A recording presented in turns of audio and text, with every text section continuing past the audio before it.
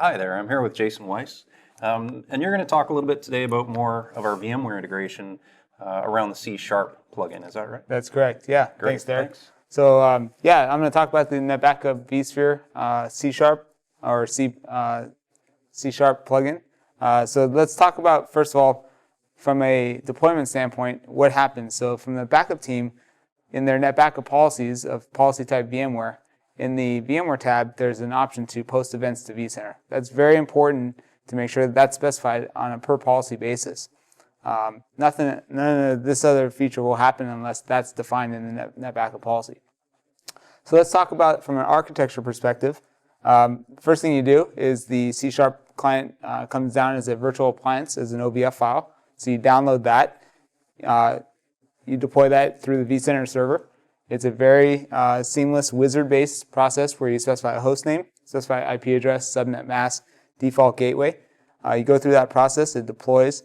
Once you do that, then you provide the vCenter credentials, and that simply allows for the communication, NetBackup to communicate to vCenter. Here you've got your console that the VMware administrator is using every day, their vSphere client, where they're performing their VMware functions such as data stores or ESX or VM involvement. Got your NetBackup server, and I'll talk about some of the capabilities. NetBackup and vCenter communicate across the web services layer, so that's important when we get to the recovery wizard. So what does the VMware administrator see in their vSphere client? They'll actually see a NetBackup tab appear, and that's either on a VM level or an ESX level or even the vCenter level. So you have different levels at which you'll see this NetBackup tab. What does the plugin allow the VMware administrator to do? Well, it provides numerous functionalities. First thing it allows is monitoring and reporting. So if I'm the VMware administrator, directly through the vSphere client, I can actually monitor and report on a VM by VM basis and see which ones were successful, which ones failed, and I can take action on those VMs and see which VMs are causing me backup problems. Additionally, I can actually report.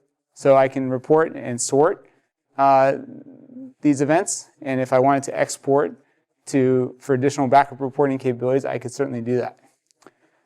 The additional capability that the plugin allows is, if I'm the VMware administrator, I can actually go through a recovery wizard. So there's a complete process, and this is where this web services layer, there's actually an SSL certificate that is required to allow the brokered conversation between the master server and the vCenter server.